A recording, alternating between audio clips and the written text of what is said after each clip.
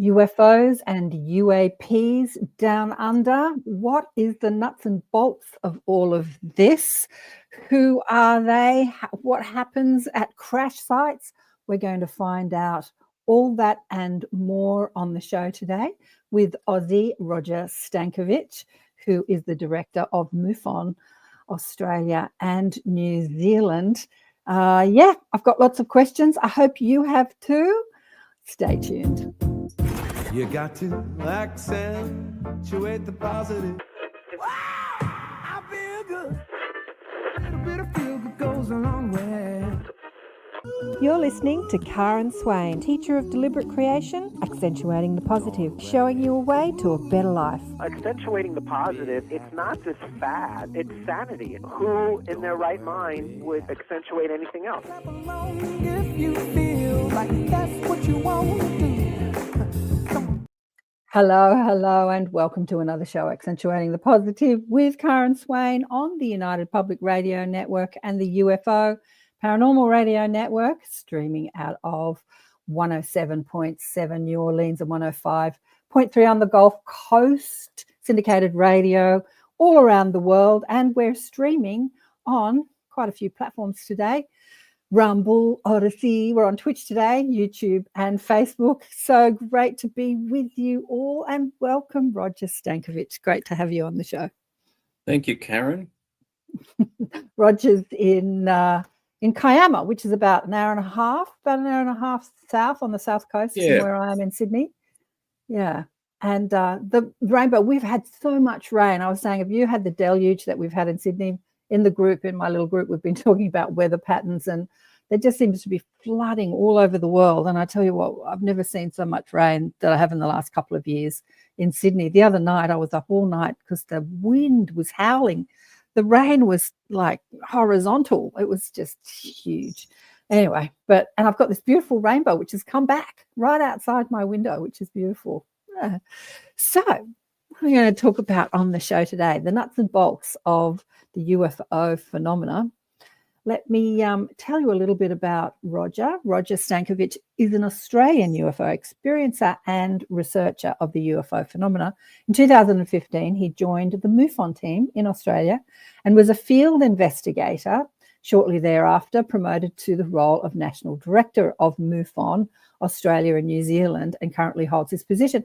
So what does MUFON stand for again? Mutual UFO Network. Mutual UFO Network.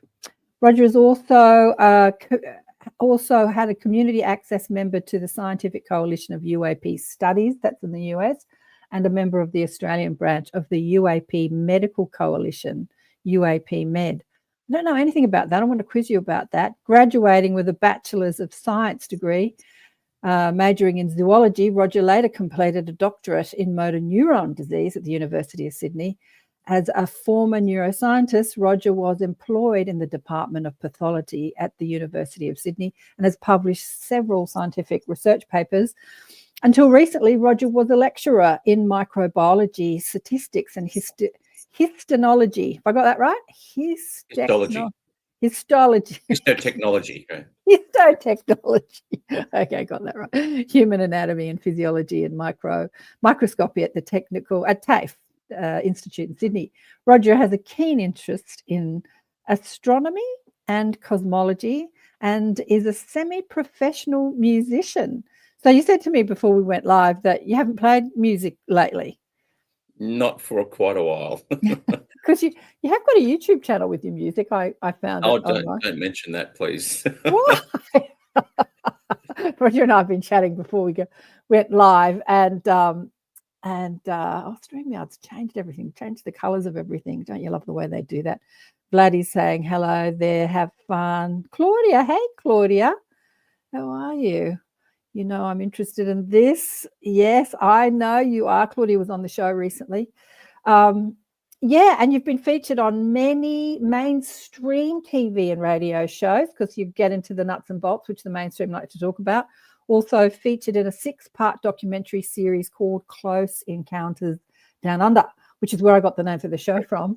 So tell me about that documentary, Close Encounters Down Under. Is that sort of more about nuts and bolts on what you talk about, or does it explore experiences? Well, yeah, go on. Yeah, it was basically a documentary which was filmed here in Australia about the various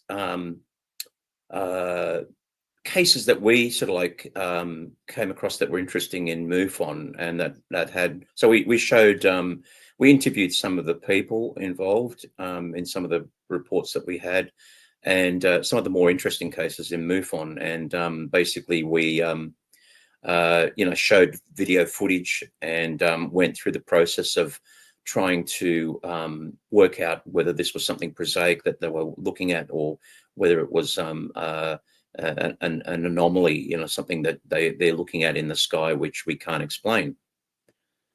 So yeah. And where can people watch that? When you say we, are you involved in the production, or are you just employed? No, I wasn't involved in the production. I was just one of the as the national director, I was just interviewed about the cases. So the production was done by a different by a company which partly based in America and partly here. So it was showing on 7 Mate. I've only seen it once, I think, and I think it's still showing. I'm not sure, but I don't know whether it's gone to the United States, which I was always questioning. Okay. I said to Max, one of the producers, when is it going to the States? Because that's the largest audience. So it's been to the UK, New Zealand, a lot of different European countries, but not sure whether it's been to the States. It's the largest audience that we see because we're kind of Western countries, but there's huge interest in Asia. I have a friend who talks about it in Asia and in Russia and places like that. It's just that we don't hear about it so much because we don't get their news and stuff like that. We're not privy to their YouTube channels and things like that. We can be, but yeah, there's huge interest all over the world on this topic. We were talking about it in the group, has it hit the mainstream, critical mass? Because it has hit the mainstream. People were saying in my group that, when it's on Brisbane radio, it's hit the mainstream. I think, Desley, you said that. But people are talking about it in the mainstream, but not a lot of people, if you're not interested in the subject, not a lot of people are listening. When it hits critical mass, it's like critical mass is when all of a sudden, and you've never thought about this subject, now you're thinking about it, because it's like there's a critical mass of people and it's like going through the minds of everyone. I don't think we've quite hit critical mass, but we're getting there. What do you think, Roger? Yeah, I think we are getting there, and it's I suppose it's going into the mainstream media a lot. I mean, it was in the mainstream media in the 50s and 60s, but yeah, it was. But now we're having congressional hearings on a regular basis, and we're getting eyewitnesses, and that's never been done before. I mean, we did have a congressional hearing in like 50 odd years ago in the States, but it is becoming more mainstream. And there was this in the 50s and 60s, there was this build up through the media in terms of not only the media, but through cultural aspects of the phenomenon in movies and whatever, which was, and even Disneyland, bringing up, a special on UFOs. It's in the back of the mind of everyone. Everyone's thinking, everyone alive today on the planet must have had some thought that there is something out there. There could be something out there. Like we're proof that the universe can actually form a consciousness of itself, and therefore, if we're proof, basically there must be other planets out there that have the same or similar life forms that have evolved to the state that might have been more advanced than what we are. Yeah, I mean, it's completely logical to me to think that we're alone in the universe. Such a crazy, it's a ridiculous thought. I asked my brother probably about a while ago. He's very technically minded, and all my brothers have been completely obsessed with sci-fi all their lives. If he believes in UFOs and aliens and all that sort of thing. He said, "Oh yeah, I believe in them. I just don't believe that they're here." And I'm like, really? And because I think that the mainstream looks at life through our understanding of technology and physics and science, which I think is very limited. And so if you look at it through our current physics, and physics is changing, there's no way they can get here from hundreds and thousands of light years away, but they have a completely different system, which is something we'll talk about. But I want to talk about your experiences. I know that I've heard you say on other podcast shows, you've shared this story a million times. A million times. Let's 1,000,001 times. Let's hear how you got into this. Like, what happened to you?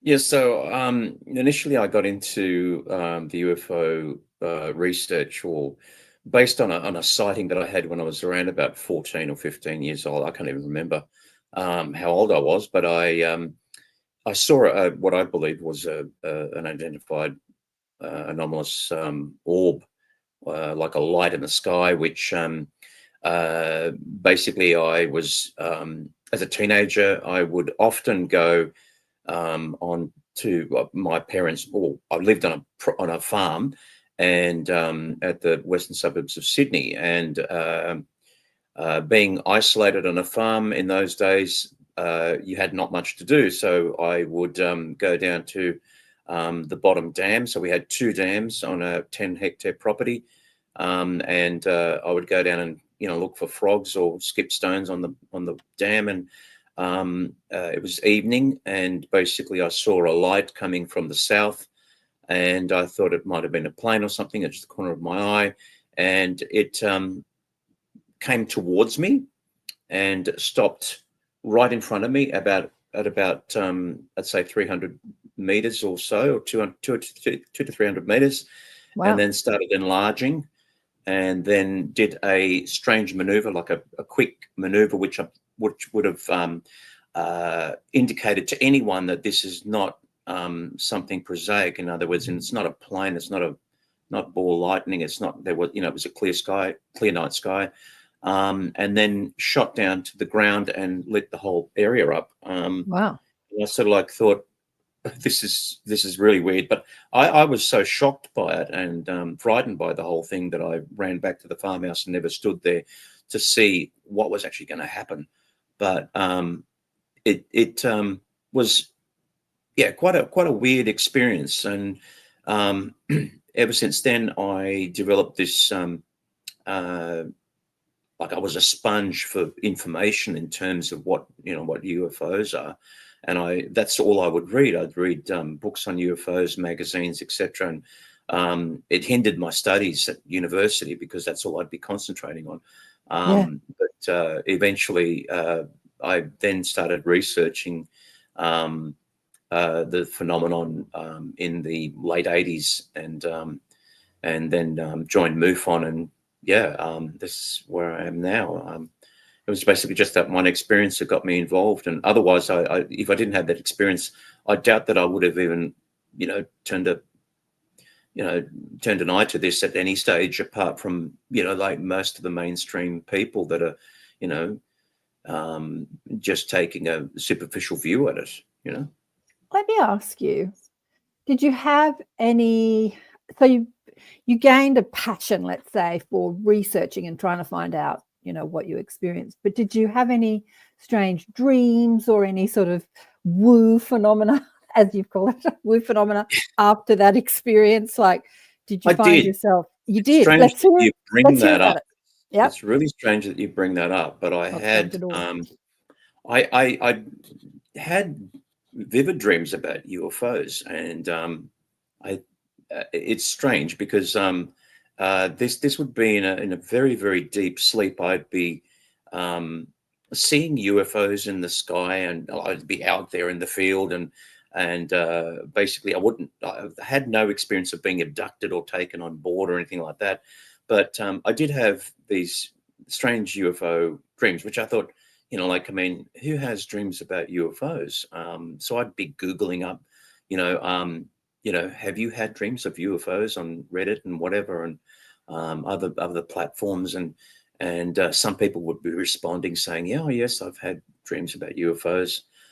So not aliens, I've just, like sightings of UFOs. So, and also I used to have panic attacks when I was a kid. So I don't know whether that's related or not to the phenomenon, but I would have panic attacks and periods of where I would just black out and for extended periods of time during, I don't know, the day, and wake up and find out that it's nighttime, like it could be midday, and then all of a sudden I find out it's night, and I thought, well, where are those hours gone, Missing time. It's a bit wooish. Don't call it woo, call it true. Wooish. Roger and I were talking about just before we went live. I said, I heard you say on another podcast that you think the things that we discuss on the show and that I teach and that we talk about in our group are woo. And what did you say to me? Say what you said. You've been dragged into it kicking and screaming. Oh yeah, I've been dragged into it kicking and screaming. I'm a nuts and bolts person. So basically I want physical evidence. I believe that the craft are physical.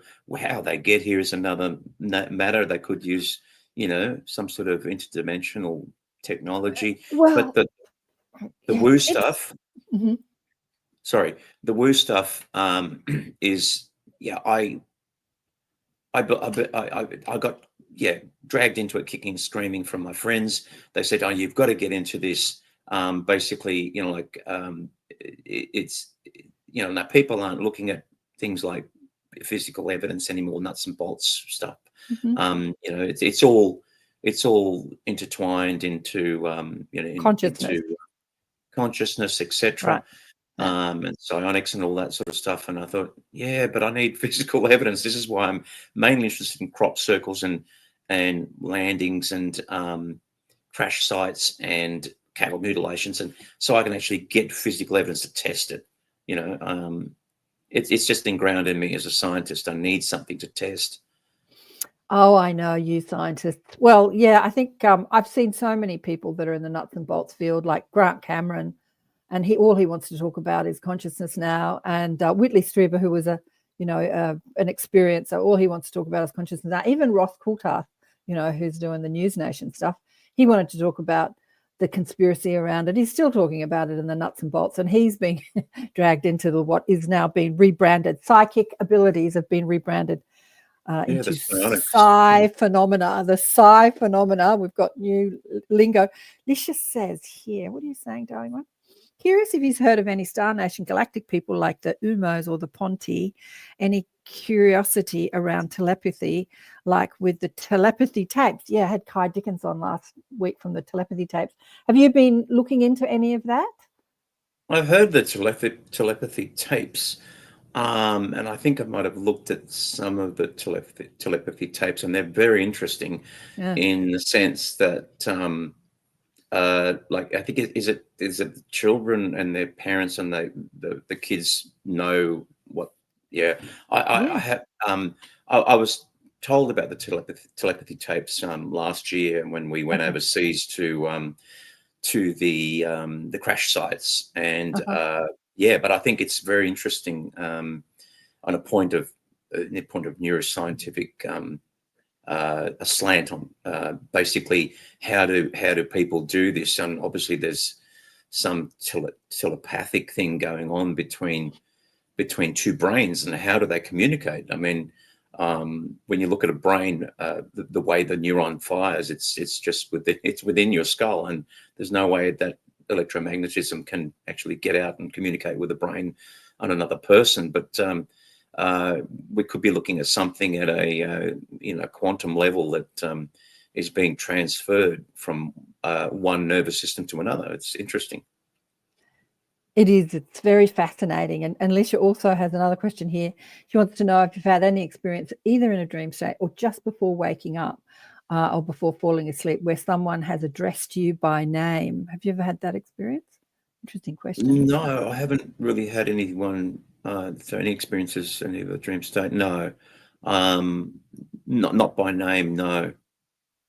And Vladdy says he loves those dreams about UFOs and our Star Nation. Have you had any dreams about UFOs and Star Nation visitors, Vladdy? Vladdy's in Germany. I mean, the whole woo needs to be rebranded. There's a psychic in the States, and her catch cry was, "It's not woo." I'm thinking that woo could be connected with at the quantum level. So, right. I mean, physicists look upon quantum physics as being wooish. So perhaps perhaps the two are connected. You know, I mean, maybe it might seem strange to us at the moment, and we can't understand it, but then so is quantum physics. You know, Right. Yeah. it's strange, it's unpredictable, etc., etc. Right. Yeah. Spooky action at a distance, quantum entanglement. Quantum entanglement. Yeah. Yeah, exactly. I mean, this, I think science is very readily explaining psi phenomena, or what people have labeled woo-woo psychic phenomena, because I purposely developed my psychic abilities in my 30s and expanded my field, and that's a whole nother experience. But, I wanted to know about this, and I think the whole disclosure movement, or moving into connection with our galactic family or the galactic universe, is that we have to develop those abilities, because the majority of beings across the universe, that's the way they communicate. I mean, we can't even communicate with each other on the planet because of the different languages. Imagine trying to communicate with different beings across the universe with difference. But if we've got these telepathic or telepathy abilities, then we can communicate. So, yeah, I think we need to develop them. I think somebody in the group asked this morning ask him if he meditates. Do you meditate, Roger? I actually don't. I'm just being honest. Being honest, I don't meditate. The only time I probably get close to meditations when I am somewhat religious, and I do pray to God. I think that could be some sort of meditation. I don't know. But I don't. I should, because I'm pretty screwed up individual. Sorry. So I'm getting indigestion. Maybe you can start after this. Yeah, start after this. I actually tuned into you before we went live, even before we met online today.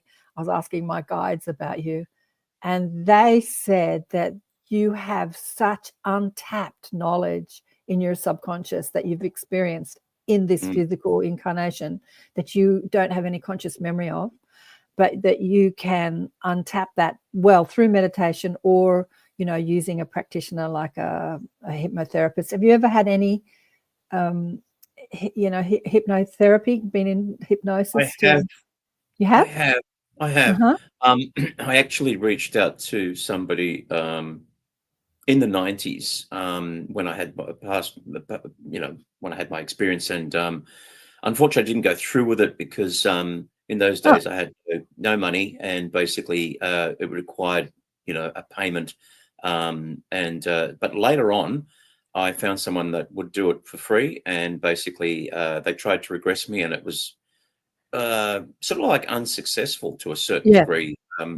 I sort of like went back to the time when I saw that UFO, and I could see things more clearly, but it didn't really get into the nitty-gritty of exactly what happened. It's just like trying to if something happened so long ago, basically it's just like when you see a black and white movie and you sort of like think, oh yeah, I think I know the plot behind this and I know what happens, but then when you see it again after, say, a decade or two or three, basically you think, oh yeah, I'm got that wrong. The plot is slightly different. So when I'm trying to remember, when you're trying to remember things that happened so long ago, or if you're like taken under hypnosis and like trying to, basically when you're taken under hypnosis, it's just to relive an experience that you've already lived, and it's not trying to dig up stuff that it's in your subconscious. I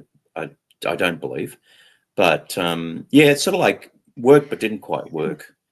So you only had the two experiences, one experience with hypnosis. I had the only the one experience. I think I saw something strange about 10 years ago, but then again I can't really say whether it was anomalous, but that one experience that I had when I was 14, I think was extremely weird, and it was close encounter, and basically that was enough to be paradigm, it was a paradigm shifting.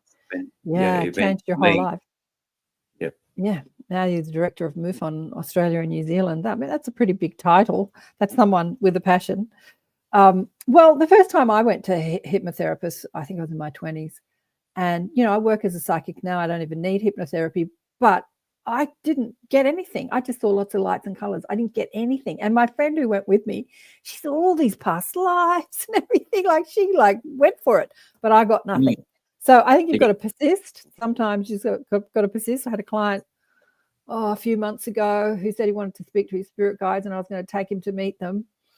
And he said, has it never not worked? And I said, no, never. And for him, it didn't work. So I'm like, well, you're the first. But yeah, I mean, sometimes it does take, you know, more than one go. Yeah. I think, you're right. You're right. I should have gone a couple of more times. Yeah. Well, if you're curious, as I said, my guides say to me that there's a lot more that you could reveal about what you've experienced. And it's amazing, isn't it, Roger, that people do have these incredible experiences that they have no memory of, that somehow the non-human intelligence beings have the ability to bury these memories. I won't say wipe our minds because they're in there. They're just not a part of our conscious remembrance. Don't you think that's amazing how they have that ability to do that? Yeah, it's hard to know how that can be possible, but if you look at the Betty and Barney Hill incident, well, they I think your audience might know, a certain percentage of your audience might know of that incident. Happened in 1961, where two people were allegedly taken on board a spaceship that had landed in front of them on the road as they were driving. So basically, they just remembered driving, seeing an object in the sky, hearing a weird sound, and then coming back home, and the whole abduction experience was completely wiped out of their memory. So how that's possible, I don't know.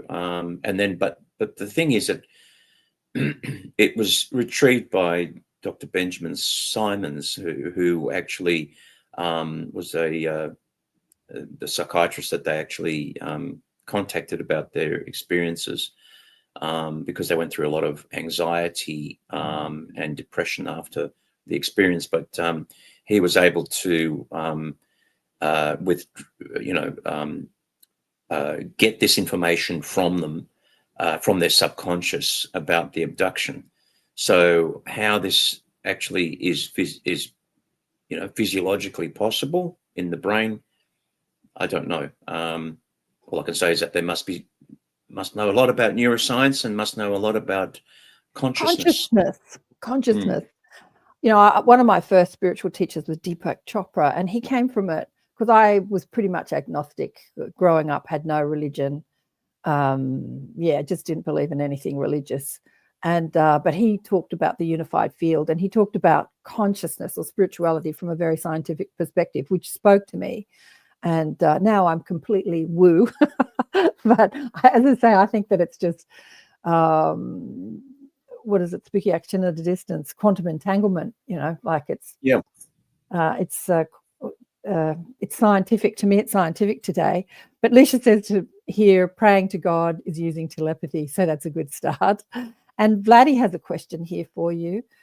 Were there any stories that got your mind blown or speechless? Yeah, you've been privy to probably many stories being director of the MUFON. Anything that really blew your mind?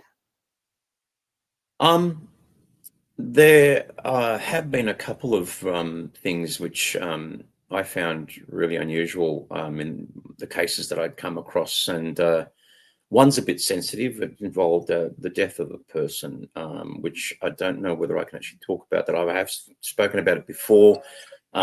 Sorry.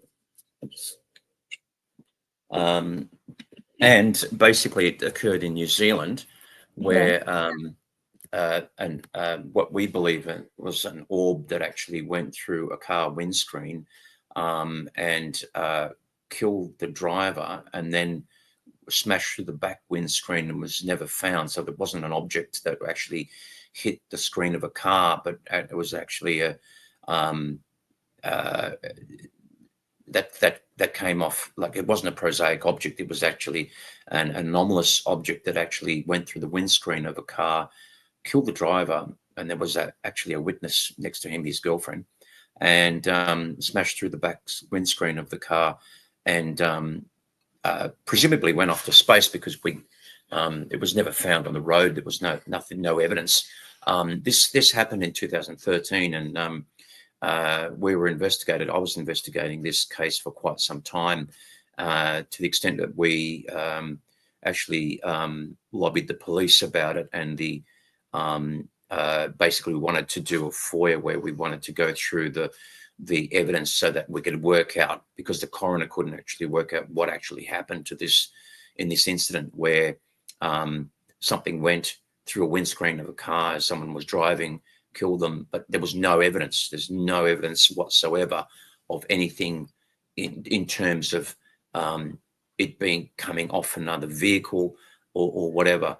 And I found out through my MUFON files that there were lots of orbs that were being sighted at that particular time in that area of New Zealand. So there's no direct connection that we can say that there's an orb, an orb was involved, apart from the fact that it left an 8-centimeter diameter hole through the windscreen. And this has happened before, where an anomalous object actually hit a police vehicle in the United States in the 80s. I think it was in the 80s, and where it left physical evidence on the vehicle. So we're thinking that something anomalous hit that car, unfortunately killed the driver, and then went on into space or wherever. But it's a very involved case. Let me ask you, you said that it killed the driver, so there was an 8-centimeter hole in the windscreen. What was in the driver? Like, what did they find that killed him? So basically the autopsy report, we couldn't get our hands on the autopsy report apart from what was reported in the media. So the media reported that it left a sort of like a cannonball injury to the face of the driver. So this is what the coroner was saying. He says it's a very unusual lesion. Basically, it's like a cannonball injury that you would get, like in the 1600s or whatever. So it was like as if an orb had actually hit this poor individual who passed away from what happened. And so, like I said, there was an attorney in New Zealand who actually brought this to my attention, and I sort of didn't think much of it initially because I thought, well, it could have come off, anything could have come off a truck or a car or a ute or something like that. But right. None of the evidence suggests that. So we tried and we pushed it as far as we could, to the extent where I was supposed to have signed a non-disclosure agreement. And then I was cut off, so I didn't hear anything about it. It's interesting that they've put it in the camp of, UFO, UAP, I suppose it's unidentified phenomena, but that it's related to, a galactic source of some. I mean, it could have been anything, but it's interesting that MUFON could have been anything, but it really, like, all the evidence, and I looked at it in great detail. Nothing points to anything that could be explained as a prosaic object. Like there was no drones, no, it wasn't. How does an object from the air hit a windscreen with enough inertia to kill the driver and then circle around the vehicle and exit the back window and never to be found? It circled around the vehicle, did it? Apparently, it circled inside the vehicle and smashed through the back windscreen. Yeah. And then this is, this is when psychics can't be a meteorite. Can't be anything. Can't be a meteorite. Well, I don't know. They do call what's those balls? Those ball lightning. They say ball that lightning. No, well, ball lightning is not. It's plasma, so it wouldn't cause a hole in the windscreen. So this is a physical object. A physical object. Yeah, that is a strange case. Any other cases that caught your attention? I'm interested in the cattle mutilations as well. So Okay. we've had some very interesting cattle mutilation cases where um, basically we can't explain what's happening to these cattle. They're found dead, and when you've had a vet look at them, they cannot explain why they died. There's no evidence to suggest that this cow had died. It's as if the cow had just dropped, so it's just dead all of a sudden. But it's had these excisions taken out as like a jaw swipe. They have to take a bit of tissue around the teeth to expose the teeth. There may be an udder that's been taken off the cow, and these strange incisions that are done on cattle, and not only cattle. We found kangaroos that have had the same mutilations done on them that cattle have been. I had a report of a ram from Geelong that was mutilated in a similar manner to a cow. What's happening to these animals? Why are they? And this has been happening since the 60s, or possibly way beyond then. The first report was a horse in Colorado that was mutilated in a way that was highly unusual, called Lady or Snippy. They used to call the horse, the media called the Snippy. But if you look back to 67, there was a horse that was mutilated. And this is what started everyone looking at these animal mutilations. The FBI did an investigation of it in the 80s, and virtually, basically, just fobbed it off as like foxes and whatever. But the mutilations that are occurring, the incisions that are making whatever's making doing this to the animals is very precise. So the incisions are extremely precise in terms of the cuts. They're like not a laser cut, but they're extremely like surgical precision. And on certain occasions, an entire organ is taken out of the animal with no hole. So the brain can be taken out. When you do an autopsy, brain's taken out, no hole to take the brain out. Heart's been taken out, no hole to take the heart out. This has happened quite often. So looking at cases like that is really interesting, I think, because it's physical evidence. That is fascinating because it's physical. You've got your physical evidence. What do you think it is? And you've obviously thought about it. It doesn't have to be fact, but what do you think it is? Well, this is what I'm trying to do. I'm trying to work out, what is actually going on in these cases, and trying to ascribe a reason as to, who's the perpetrator. I don't think it's human. I don't think it's another animal. I think it's something anomalous. And when you look at all the evidence, it's difficult to explain how this is possibly done by anything other than something extraterrestrial. I mean, I think, I think it's possibly something that could be from another planet coming here. And I don't know why they're doing it. And for whatever reason, but I don't believe it's something that can easily be explained as something on that's terrestrial doing it. Yeah, well, when I ask my guides, they say much of mutilations are human-made, but there are some that are not. And like any scientists, like we, like what do humans do to animals? Like we test animals, like, I don't know, we make lipsticks by testing it on animals. They're using their science to test histology, what was that word that you use? Like look at the histotechnology, yeah. Histotechnology, yeah. It's funny that you bring that term up because I did do some histotechnology on a cattle mutilation recently. So, and I think it's the first time. So basically, histotechnology is actually getting the tissue, fixing it, cutting it up into small slices, and then looking at the tissue under the microscope. So we have done that for some of the cattle mutilations that have occurred and found absolutely nothing anomalous. So I don't know. It's weird. Yeah, well, imagine if you're able to traverse the cosmos and you can go to different planets and see different species. God, imagine the different animals. Did you ever see the movie? I'm sure you have, Avatar. Like when I took my daughter to see that when she was little. Yeah, the imagination, just all the different animals that were in that movie. And I just thought to myself, the imagination boggles at what is possibly out there on all these different planets and all different species of it'd be humanoid. fascinating to go out there and have a look, right? Yeah, it'd be great. So if you're coming to our planet, surprises out there. Sorry, surprises, yeah. Yeah, If in you're terms coming of to how life has evolved, etc. exactly, yeah.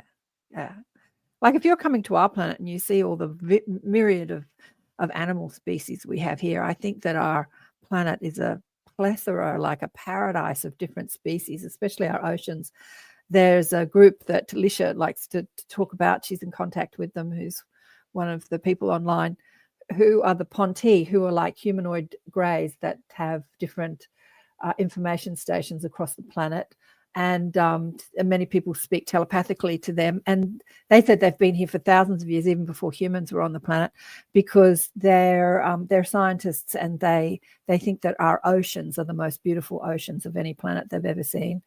And they study our oceans and our wildlife and our animals. And they're studying us and they study us. Anything's possible, right, Roger? We're the guinea pigs. We're the guinea pigs. We are. And until we develop our woo abilities and get more with the program, so we can have communication with these beings, we'll stay the guinea pigs, I suppose.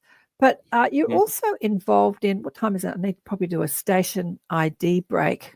Are there any other questions that I've missed? Did you have, Shirley asked a question, did it have consciousness or was it being controlled? And Fiznot, who's on Twitch, is saying, does anyone read this thing? Yes, Fiznot, we're reading your comments. I'm not sure about your question there, Shirley, what that was relating to.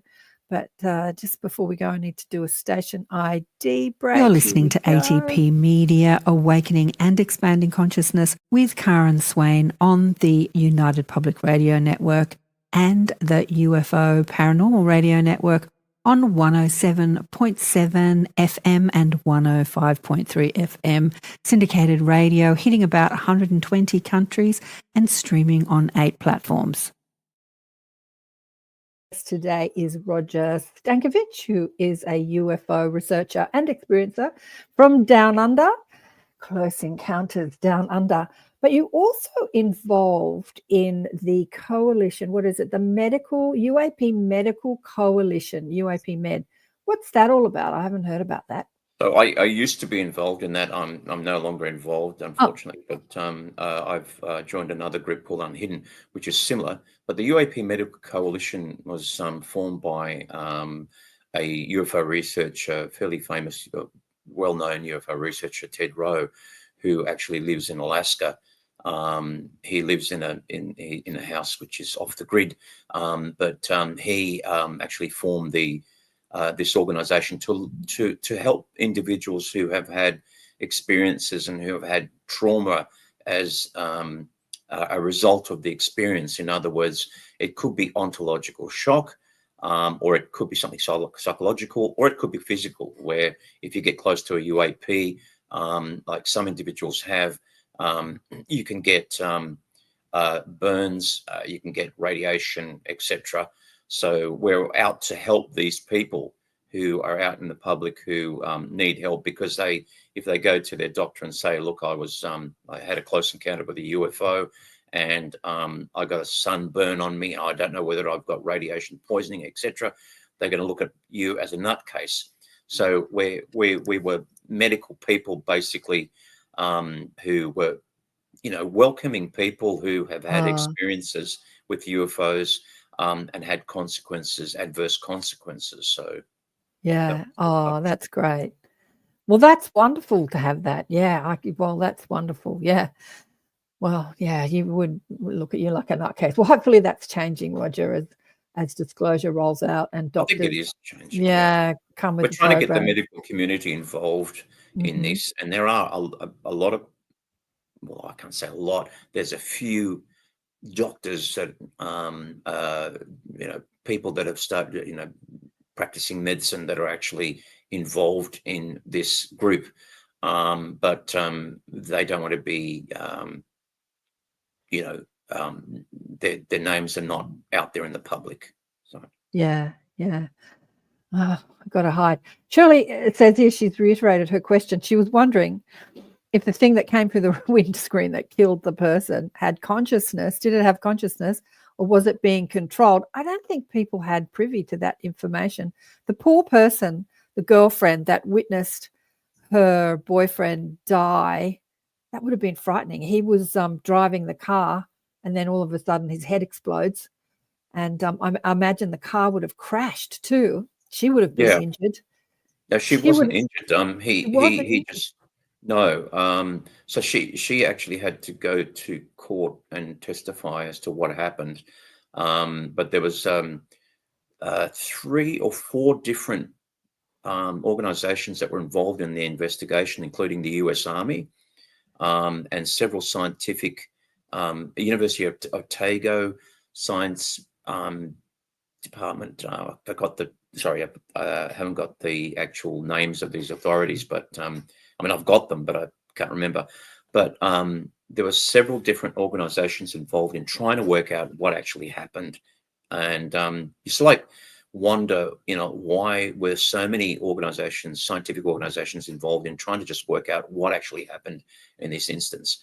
And so basically, it was whether it had consciousness or not. I'd say probably it did have some consciousness in terms of it probably made a wrong turn. I don't think it actually went to deliberately do what it did, but things happen. Strange things happen, and mistakes do happen, and perhaps what I'm getting is it was experimental weaponry that we don't have we're not aware of. Maybe the military is, I don't know, but experimental weaponry. But I'm getting that it was human made, actually. That's just me tuning in. No proof. Yeah. Sorry, Roger. No nuts and bolts. No proof. Just psi abilities. We don't have the object, so we can't really say. Although exactly. These types of spheres have been found across the world. There was one in the 80s called the Bet sphere, Bet sphere, which was found and by this young man who actually took it home, and it had very strange characteristics, may we say. I won't go into it, but the US Navy or Army had tested it, and so and this is not the first time it's happened, and spheres like this have been found. Vladdy says that he got that too, and he's using his psi abilities. Thanks, Vladdy. So speaking of spheres, what do you make of the beluga sphere that is creating a lot of interest? I've heard of it, and I don't really know what to make of it at the moment. I mean, they're doing testing, so it's sort of like, I don't know a lot about it, to be honest. I haven't really looked into it, but it's something that can be tested and should be tested, and where are the results? I want to know what the results are. It's just like any. I mean, the Bet sphere was tested, but they were saying that there could be critical mass in terms of it exploding, so they didn't want to, open it. They didn't want to, cut it open. So, and then it disappeared. They lost possession of it, and we don't know where it is now. But the beluga sphere is obviously similar to the Bet sphere in terms of it being something that did they see it flying at one stage? There's video of it flying, and it's a credible video. And the guy that actually picked it up, I don't know if he was the guy that filmed it. I think there was a few people involved in filming it. He's come out too. He was anonymous for a while, but he's come out. He's and talked about. And I watched an interview where they asked him, after he picked it up, it weighed about 2 kilos according to him, and now it weighs approximately 10 as it's decommissioning, like the anti-gravitic technology that's involved in it. It's getting heavier, which is interesting. And he said, so somebody asked him, did he have any physical experiences from picking up the sphere? And he said yes, he was very violently ill, and he had some, I can't remember what he said, but he did. He was quite sick after a time of picking it up from whatever, I don't know, we could call it radiation. It might not be radiation. It might be something else that was because it was more active when he picked it up, and now it's deactive. But yeah, I mean, people are saying that it's the first time there is physical evidence, Roger, physical evidence that we've got it in the, you know, like that the military hasn't picked it up, but that it is in the hands of, you know, people outside the military, and they're discussing it and testing it outside. Yeah, so they're saying it. Some people say, quite a lot of people say, it's BS, it's not true. But yeah, you get all opinions. Yeah, it's like the Nazca mummy type stuff, you know, like we. I don't know whether you know about the Nazca mummies. Oh yeah, of course. Yeah. Actually, Gaia TV, which is a sort of a conscious Netflix, I've been a part of them since they began. They talked about it years before it came out in the more mainstream news. They had whole shows about the Nazca mummies. And I was so interested because it was fascinating, because they show, you would have loved them. I suppose you've seen them, all the x-rays and the histotechnology, you know, they were testing everything, tests. And it didn't appear to come out in any sort of mainstream news. And I thought, gee, that's odd that this find, but it did. Now it has, like years later, probably 5 years later, it's sort of come out. The Nazca mummies. What do you make of the Nazca mummies? Well, I heard about it, I think 2006 or something, way back, or could be 2016 you did. or something like that. But I was just waiting for more evidence to come out in terms of DNA evidence, because that would be the clincher. You know, that'd be, you know, is the DNA, you know, has anyone sequenced the DNA of these individuals? And obviously some of them would have been just put together from animal parts, but then there's some of them that apparently people saying were legitimate. They were just not made of parts. There was they've been looked at, the x-rays have been looked at, and they confirmed that, you know, you can't, you know, this is not made of animal parts. It would have been very obvious with the joint, you know, the joints, etc., the bones. So, you know, like, what are these individuals? What do you think they are? Your personal opinion. Yeah, your personal opinion. Until the definitive DNA evidence comes out, I can't say, because I mean, I know a little bit about molecular biology, and if the sequence is similar to human, then we can sort of like maybe relate to the fact that it could have been some sort of human species that lived thousands of years ago, but they don't look human at all, really, to be honest. So I find that hard to believe, but I want to know the DNA sequence of these individuals. They have done the DNA sequencing. That has come out. I don't know what it is. I haven't retained that information, but there are many different species. There's more humanoid looking ones, and then there are these like doll looking ones that have these long torsos, and they've got eggs inside them. That's and right. They look really alien. So you could say that the bigger ones, the one they called Maria, the big one with the three fingers, and that it could be a deformity of a human, but I don't think so. People are so reticent to say it's from another planet. But yeah, maybe in the past we had more knowledge about our cosmic neighbors than we do today. We're more skeptical today. What's the question that Vladdy's got here? What excites you the most when it comes to UAPs or the Star Nation topic? You're doing the interview today, Vladdy. Yeah, what excites you the most, Roger? What excites me the most about UAP? Okay, so what excites me the most is basically confirming that there is life on another planet that has actually visited this planet. Yeah. I think that this is just the most, I don't know, this is one of the biggest pieces of history that could ever possibly come up on planet Earth in our entire existence as in humanity. That there's nothing bigger than actually finding out, definitively actually working out that basically, yes, there is physical evidence that we have been visited by another life form from another planet. That to me is astounding, and nothing can top it in terms of news. Ooh,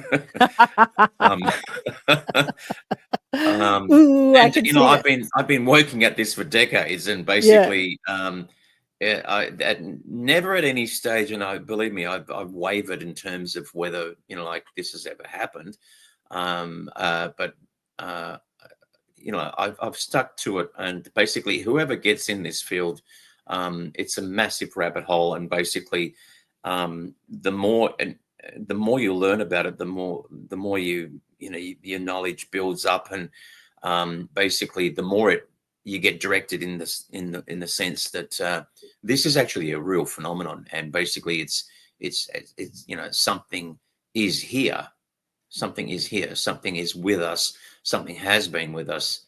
A lot of people say, well, where's the physical evidence? Like, where's the craft? Where's the bodies? They're here. It's just that we don't have access to them. We've never had access to them. There have been slip-ups at these crash sites that I visited. Okay, I went to Roswell, I went to Aztec, I went to Kingman, I went to most of those famous crash sites. There have been eyewitnesses. There's evidence out there. Okay, but once that evidence is collected by the so-called authorities, whether they be governmental or at a different echelon in terms of what's the word for it? Military-industrial complex. Basically, the evidence is hidden from us, and apparently it has to be, because basically we're not mature enough as a civilization to take this information on board in the fullest sense, because of the fact that it's going to disrupt so many different things on this planet in terms of religion, society, health, religion, technology, everything. Yeah, absolutely. It's going to we have to mature. Bring it on, Roger, is what I say. Like, let's bring it disrupt on. it. Bring it on. Absolutely. I say bring it on. I don't care whether the stock market crashes. I don't care. Like, I mean, for those who are religious, just think, okay, if there are other life forms, where God loves us, but basically he has other children on other planets. It's just like your parents, you might have brothers and sisters. And you're not God's the only child. Hello. And God's not a he. Oh, sorry. Yeah. Well, did I say that? Look, everyone does on this planet. We think of God in, as a dude, as a he that's doling out commandments. And look, a lot of experiences when you talk to them, the ETs talk about their understanding of God as the one mind, the unified field of infinite intelligence. Yeah, they don't relate it in form of he or make it, some sort of being. No. They talk about it as infinite intelligence. Yeah, I think that, and religion would explode if that was, just religion would explode, because all religion talks about, deities and gods. And the Catholic Church takes it on in a different manner. Like, I mean, the idea that there's extraterrestrial life, and I think that's great that they do take that on board. That what we call God has created other life forms throughout the universe. Well, it's interesting when scientists or researchers talk about, are they here? Are they visiting us? Like, that's the perspective, the paradigm that most UFO or alien researchers talk about. But I believe they're not here and visiting us. I believe they created us. Like, they created us. We are them. We are their children. If the universe is infinite in time, and the Earth is just a few million years old, we're like babies. There have been other planets and civilizations created long before us. For sure. So yeah, they created us. This God in the religions that they talk about creating us, maybe the God looks like a 7-foot tall praying mantis, or a, like this God that created us. Maybe it's an alien that we call aliens. They're our parents tweaking our DNA. What do you think, Roger? It could be. I don't know. I mean, there's when we look at genetic anthropology, we can trace this back to like Adam and Eve in Africa. So you got to look at genetic anthropology. Whether that's been tweaked, I don't know, by an extraterrestrial entity. But why would they want to do that? I mean, I just don't understand. But perhaps they want to create. Perhaps they want to create a consciousness on this planet. I mean, we're the only conscious beings that actually understand that there is a universe. Dolphins and elephants are intelligent, but they don't know anything about the universe, right? We are the only species on the planet that is aware of this question. How do you know they don't know anything about the universe? How do you know? Have you asked a dolphin about the universe? I've got a woman coming up who's an animal communicator, and she's look, with the conversation I had with Kai on the show last week about the telepathy tapes. She is somebody who went into that whole phenomena as she didn't call herself a skeptic, but didn't think about any of that stuff. She was anyway, and her story is that during the few years that she's been doing it, her mind is just completely opened. But so she had an animal communicator on who speaks to wild animals, because I've had plenty on who speak to domestic animals, because that's what we're surrounded with mostly. But this was a South African woman, and what the wild animals were saying was just amazing. So yeah, you can speak. And there's a guy called Drumvalo Melchizedek, who's somebody that I found many years ago, who spoke about how the dolphins are so much more intelligent. Like if you look at a dolphin brain, it's much, much bigger than a human brain.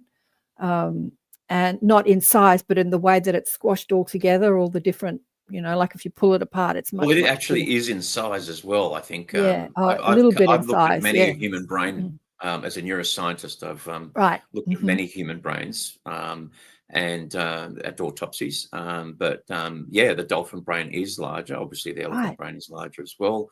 But it's what you use, how you use that infrastructure in terms of So how are they using it? Drumvalo said that they have conscious awareness of their astral form, and they're moving from different planets. As a water planet, a Sirius B, which is just cetacean life, and they consciously move from one planet to the other. They're not afraid of death. They understand that death is not the end, like most humans do. And so if you talk to animals, you have a chat to them. They've got a lot to tell us. But you have to get into those woo-sci abilities again. I think so, yeah. I'll have to develop them. You have to develop them. This is such an interesting. Oh, thanks, Shirley. An interesting conversation.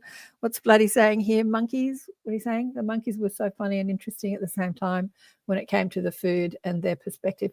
Right. So one of the stories in the telepathy tapes that this woman, whose name escapes me, was saying that she was speaking to the monkeys and that they came and stole all the food that was in the human gardens, and she was asking them not to do that, and because it belonged to the humans. And the monkey said, no, it doesn't. It doesn't belong to the humans. They had no concept of food being planted in the ground belonging to anybody. Yeah. And then they explained to her that they didn't understand what humans were doing with the food, because they were pulling it out of the ground and they were like chopping it up with knives. And so to the monkey's perspective, they were killing the food even more and then cooking it, putting it over a fire and cooking it like you were massacring this food, and then you were burning it. Like they just had no understanding of what we were doing. Interesting, isn't it? Very interesting. Yeah. So where are we going to go from here? What time is it? What are you thinking about all the disclosure coming out we discussed the Congress, and it keeps continuing, the different whistleblowers that are coming out. What's your perspective on all of that?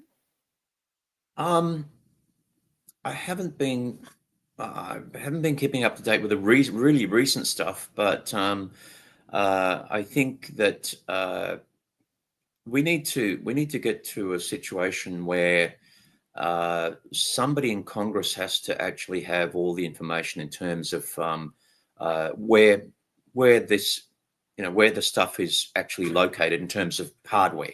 We need to know where the hardware is. We need to know where the biologics are. And there has to be a decision made as to whether the public should be entitled to know about this.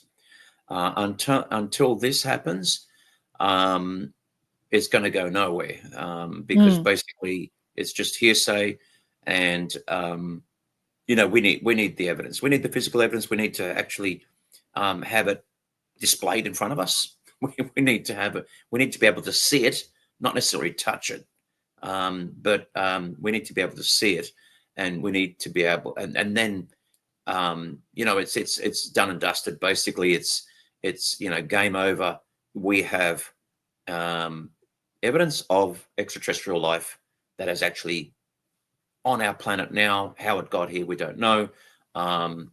Basically, we've got the physical evidence. I mean, what can I say? I mean, you can have as many congressional hearings as you like, but and you can have as many eyewitnesses as you like, first-hand witnesses that said they've handled material, et cetera, but until we have, definite knowledge about what, which company is it? Lockheed Martin, they've got an underground base located somewhere where this material is kept. We want to know the nitty-gritty. We want to know exactly where it is, what it is, and what have they found out about it? What are they doing with it? Yeah. What are they doing with it? Yeah. Leslie says here that disclosure isn't really making progress in the US Congress. That's what she's saying here. We get the stories agreed upon by the three-letter agencies. Yeah, it does look like that. There is a lot of pushback. I think that it could make more progress, but even the politicians, the well-meaning, interested people like you who are passionate about this subject that are in Congress are trying to get more disclosure. But there's a lot of resistance from that coming out. Like there's a lot of pushback. Yeah, they're trying. People are trying. They're trying, but Australia's in a very bad situation here, where our government, and I've tried to lobby the government as well, where since 1996 the Air Force has just dropped, looking at UFOs. I mean, they used to take UFO reports on, but now I've even written letters to the Deputy Prime Minister Richard Marles, where I'm saying, basically we need something similar to what's going on in America, where looking at interviewing pilots and their experiences, having parliamentary sessions where we're discussing this, and this has happened before with Peter Bush-Wilson, the Green senator from Tasmania, who has actually brought this topic up several times in Parliament. We need more of that happening here. But I know that Richard is actually interested in space and possibly UFOs. I haven't spoken to him. I've written to him, but I think he is interested in that regard. But no, the Australian government just thinks it's a waste of money, and time, which is really disappointing. Really disappointing. I mean, I saw your passion spark up there when you started talking about it. You think it's the most important subject on our planet. It is the most important, and yet people that are governing our planet, that are in politics, find it boring. I have brothers in the military, one in intelligence, and when I ask him about this subject, he has there is never a discussion at his level of this subject at all. Crickets, absolute crickets. Yeah. So just if this is the most important subject, why aren't people talking about it? Again, I think that's a deliberate undercover process. Yeah, I've heard of that. It's just as if that they've had some sort of blanket dropped over them in terms of you're not supposed to know, but this person's supposed to know, and this person's going to be curious about it. We've selected individuals. I don't know. I mean, it sounds really weird, but it's almost as if, you're still like wondering, why are these people not, Talking like about it. listening? Yeah, why aren't they talking about this? Why are they just worried about, what am I going to cook for tomorrow night? What am I going to watch on TV? Am I going to watch, like Celebrity Chef or something like that? I mean, let me ask you. So you have a big passion for it, and you've dedicated much of your life to it. How does your family feel about it? Like your wife and kids, and are they on board with you? Are they? I'm right with your dad. Not really. Not really. My wife isn't. But my son, sometimes when I talk to him about it, he gets a little bit edgy about it, like it's a bit scared about it. And he's 21. But so he just sort of like walks away. He'll listen and then he'll just walk away. And I said, "Where are you going?" I says, I haven't finished. And he won't explain why he's going, but I got a feeling that he's probably a little bit anxious about it, or Interesting. he is either that or disinterested. I don't know. Yeah, it's but interesting. Oh, sorry, you go. I ask this question to most people who, like you, have a passion or they've had experiences or they've written books about it. They lecture about it, not just about UFO phenomena, but about their near-death experiences or their psychic abilities, and much of their family are not interested in it. It's a common phenomena. Right. With Claudia, who I was listening before, I don't know if you're still on, asked her, she was on the show recently, she's written books about it. She has these nightly dreams with her spirit guides, and she brings this exalted wisdom through books. She had a near-death experience giving birth to one of her children who survived. And I said, "Are your family on board?" And she's like, "No, not really." No. I've got friends who I've met through just going to seminars, or I've read about people and I've contacted them and I said, "I'd like to meet you." So and when I go to a conference, a UFO conference, I feel like I'm in a duck in water, and I just open up to people, whereas normally I'm an introverted person. I just sort of open up, and I just feel like I'm with my family. I just feel like, and I'm a different person. So it's just if these people are my people. Yeah, that's interesting. I've got Roger on the show because he's one of the speakers at the upcoming Cardwell UFO festival. He's going up there. I was going to fly up there and be a speaker too. I'm still one of the speakers, but I'm not flying up there now. I've decided I'm going to Zoom in. But I asked Roger if he was going to go up there. So he's actually going up there on the 8th. It's coming up next weekend. It's so close. And I got Roger on the show because he's one of the speakers. And I totally forgot to talk about the festival.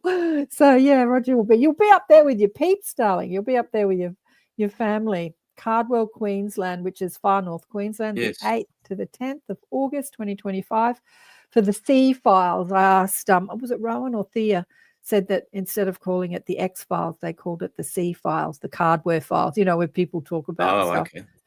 I've always wondered what they're called. Well, the C Files, I think it stands for Cardwell Files, but I don't know, Consciousness Files. I didn't actually ask what the C stands for. But yeah, so it's a festival. So there's a lot of people involved. Thousands of people go, but I think it's more of a party. Roger and I were talking about it before we went online. I wanted to go because of curiosity. But is it people like us who want to have this discussion, or is it people that just want to dress up and, look like aliens and dance and drink a lot? I'm not sure. I think it's a bit of both. But have you been to Cardwell before, Roger? No, I've never. So this will be a first time. I've been to Townsville and places like that, but I haven't been as far as Cairns, but it's south of Cairns by. It's 2 hours south. 2 hours south of. It's 2 hours north of Townsville and 2 hours south of. Because I looked at it because I was going to go, but yeah. So you haven't been to the festival before. This will be your first time going to. No, this is my first UFO festival actually. So really. But you've been to one, and you said you went to one in the States. Yeah, but that's a conference. That's a conference. Not a festival. Yeah. Festivals are a bit different. Yeah. So when I think you went to Contact, did you? Contact in the Desert? Contact in the Desert, yeah. Year before. So how did you feel there? Did you feel like you were around your peeps, your family? Oh, look, I was like, I loved it. and it was not so much, listening to people talk, but mingling with people, and like getting to know information which is not known, not mainstream. This is like material that like people have gathered, and that's secret, and I got shown things, and we discussed things which we went on. So after the conference, we went on a tour of all of the major crash sites, the UFO crash sites in the United States, and Oh, wow. we got to talk about those crash sites with people that had inside knowledge, and so that was very, very interesting. And meeting up with people who, people that have had experiences that are well known. Travis Walton, for example, meeting up with a lot of the UFO celebrities was really good. So I really, really enjoyed it. I thoroughly recommend it if you're really into UFOs. This is something that you need to go to. At Cardwell, they're doing that at Cardwell as well. They're going out to a few, not crash sites, more sites where people cited, had sightings, which maybe it's not that exciting. But I mean, it just looks absolutely beautiful, Cardwell. I think Thea told me that there's only, about under 1,000 people in the town. It's a small country town. And it almost triples in size when they have the festival. So people come from everywhere to come to the festival. Yeah. So it's a very small country town, but it's beautiful. It's right on the coast, and it's got these islands, and you can, as part of the festival, you can go on tours around to sighting sites, but also go out on boat tours around the island. It looks beautiful. Right. I think you'll have a great time. Yeah. How long are you going to stay up there? Are you staying for the whole 3 days? Flying up on Friday, and my talk's on Saturday, and then I come back on Sunday. So not long. I've got a lot going on here at home, so I've got to, can't really stay for that long, but that's long enough, I guess, to experience. Yeah, I wanted to make it a bit of a holiday of it too, but I couldn't take the time out. And I thought, do I just fly up for the day and fly back? I'll just zoom it in. I'll go next year if I'm invited. But Vladdy had a question here. Where is it? I've lost it. How can we help with disclosure? Good question. So is Vladdy from United States? I mean, I'm Vladdy not sure is where a young man in Germany. He's in Germany. He's part of our group. Yeah, he's been a part of our group for ages. I think he was 21 when he joined, and I think you're about 27 now, Vladdy, aren't you? And he too, who's interested in all these topics, has spoken about his friends that's not into it. They're into gaming. You can join organizations. You can lobby the your local member. It depends upon which country you're in. If you're in the United States, you can make a difference because they're having these congressional hearings, etc. But in certain other countries, certain countries like Australia is not transparent. They don't want to even look at anything. So it's going to be really difficult for us as Australians to actually get our government, put a rocket up our government to actually look at this phenomenon in a serious manner. But if you're in the States or another country where your government is actually open to investigating the phenomenon and pushing for disclosure in terms of what do you want disclosed? Okay, so it could be documents, it could be more transparency about certain incidences that have occurred in your country where, for example, the Magenta incident in Italy, perhaps the people can actually push the government for further information in terms of, what actually happened, where's the documentation, et cetera, et cetera. So each individual can, we can only actually approach our own governments, and just write a letter to if enough people are saying they're interested in it. I think governments who do want to be re-elected are like, oh, let's talk about this because there are people interested and maybe they'll elect us, I suppose. Exactly. But then if you are completely controlled by some powers, that say, no, we don't want that. I mean, I don't know how it works, but I believe critical mass will uncover it. I mean, it's already happening. There are enough people talking about it, spreading the word, writing books about it, doing podcast shows about it, sharing their experiences. And as more and more people start thinking about it, they call critical mass the 100th monkey effect. It's like once it spreads in the mind of a percentage of people, then all of humanity starts to think about it. I mean, they taught me about this. When I say they, my guides, because of fashion. When I was a young girl, I didn't understand the concept of critical mass. How does that work? I don't get it. And then they showed me that there was I think it was in the 90s, there was this particular fashion where people wore singlets over T-shirts. When it first came out, I thought it was the most ridiculous thing I'd ever seen. Like, why were you wearing your singlet over your T-shirt instead of under your T-shirt? And then 2 years later, I found myself buying it and liking it. And I remember thinking, when did I change my mind about this? When did I decide that this is now something I want to spend money on and wear, when I thought it was ridiculous before? And they said, that is critical. Enough people have consensus and they say, this is good, or, we're going to talk about this. And it just explodes through the mind like a percentage. Yeah. So I think critical mass will be the thing that discloses more than us writing letters to Congress. Maybe. I don't know. Bloody says he's 29 now. What time is it? We've got about 10 minutes to go. Can we take away our PM? Can we ask them to take away our PM? He's in Germany. You don't like your PM? Can you ask them to take away your PM?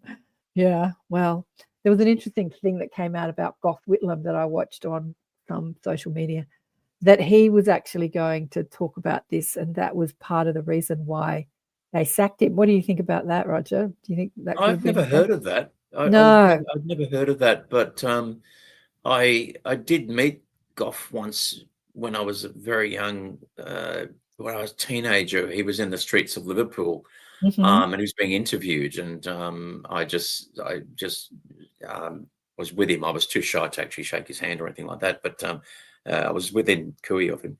But interesting, and also Harold Holt, how Harold Holt just disappeared. You sort of like wonder whether there was some sort of nefarious, three-letter agency that got involved in his disappearance, and why. Why? I've never heard of Gough actually being interested in UFOs. I don't know where that's come from. I think I saw it on Instagram. I might have saved it because I'd never heard that either. So for people that don't know who Harold Holt and Gough Whitlam was, they were Australian prime ministers. Gough, I remember because it was in the 70s. I don't remember Harold Holt. I think that he was before that, wasn't he? And and he was sacked by what is called our Governor General, which is the representative for the Queen, because we're not a republic here in Australia. We're still under the governance of the royal family, believe it or not. I can't believe that that's still the case, but that's still the case. So there is a representative for the Crown here in Australia, and that representative sacked the Prime Minister. Like, he got sacked. And I was a kid when that happened, so I didn't go into the politics. But there was someone talking about it. They said, first of all, have you ever met a man called Gough? I mean, who has a name called Gough? And that was interesting. I thought, no, I've never heard anyone else called Gough ever in my whole life. He had a name called Gough Whitlam. And they started talking about how he did want to start disclosing stuff. And that was one of the reasons. And I thought, wow, that's really interesting. Yeah. So we've got a couple of minutes to go, Dang. Anything you want to tell us before you go? What are you going to talk about at Cardwell?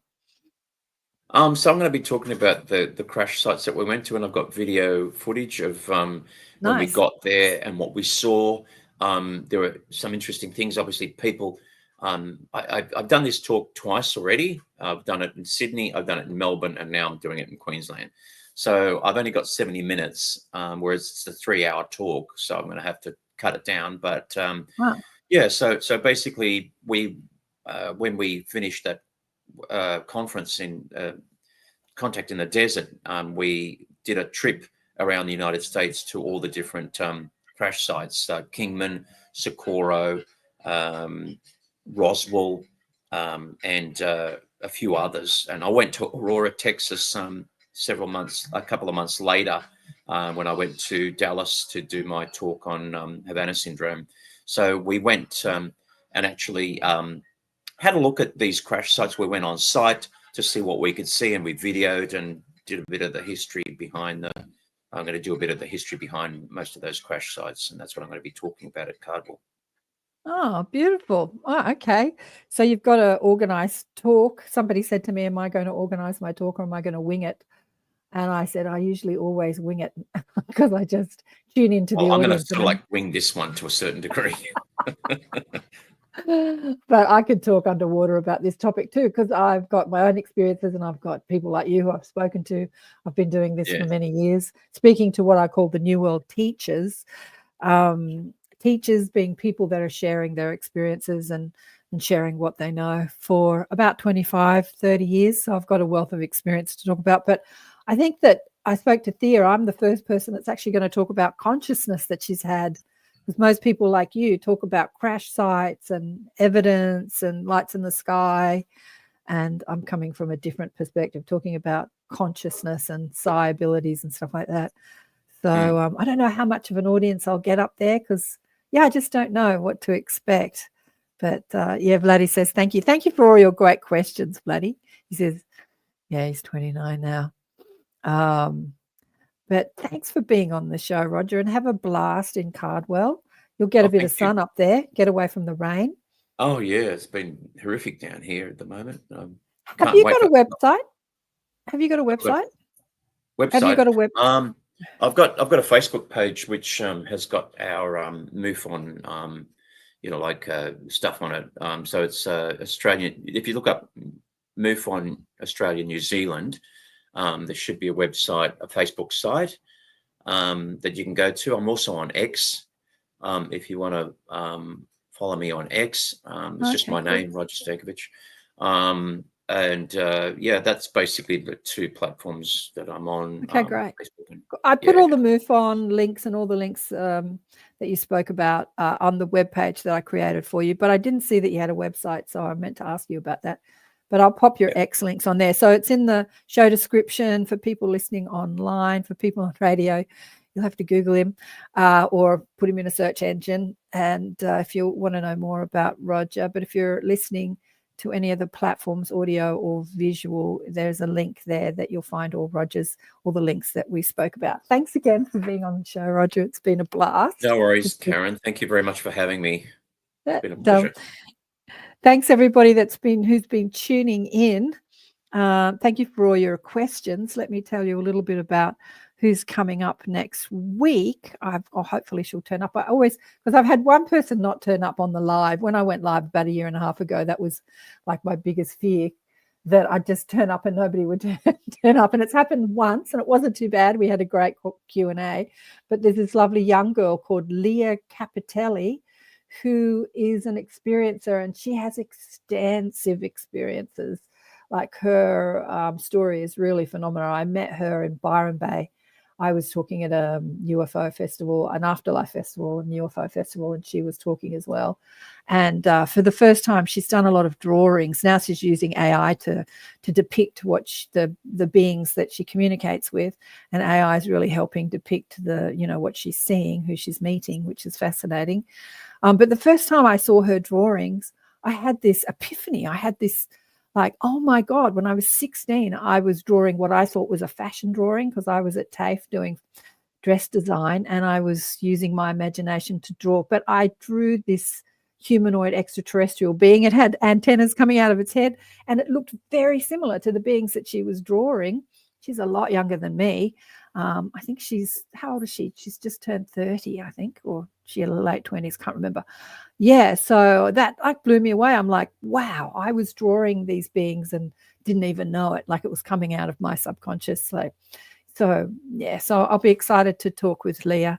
She's a little shy when speaking about her experiences, but I'm sure we'll get them out. And if you're interested in going to the Cardwell UFO conference, remember, I don't know if they're doing, do you know, Roger, if they're doing any, no, you probably don't know, if they're going to have any online things that people can participate in? Maybe you don't know. I could imagine that might be something, interactive. I'm not absolutely sure, but I'm, be nice if they did. Yeah, I think that you have to show up in person to be a part of it. I don't think it's an online thing, even though many of the speakers are going to Zoom in. But yeah, I think it's we've got to be there in person. I've been asked to ask questions to Ross and Bill Chalker, Ross Coulthard. Oh, cool. Yeah. Well, he's zooming in. I know them personally very well, and basically I don't know what to ask them, to be honest. But so you know Ross personally, because I was going to ask you about what you thought about Ross, because I love what he's doing with disclosure. And again, much like probably like you and like Kai, I've watched his mind just open and open and open, where he was like a real nuts and bolts, show me the evidence, and he's meeting people that are talking telepathically to craft and crying at the love and stuff like this. Like he's having this full-on experiences with people that are coming from that perspective, and there's no physical evidence to talk about that. It's just their experiences. Roger and I were talking about, I've got to go, it's 10 o'clock. But we were talking about what is evidence. Can millions of people's testimony be evidence? Roger was saying, well, that's evidence in court, right? So what do we claim? But we've got to go. We've run out of time. Thanks again, everyone. Big love to you all. Thanks, Roger. Bye for now. Thanks, Karen. See you. Bye.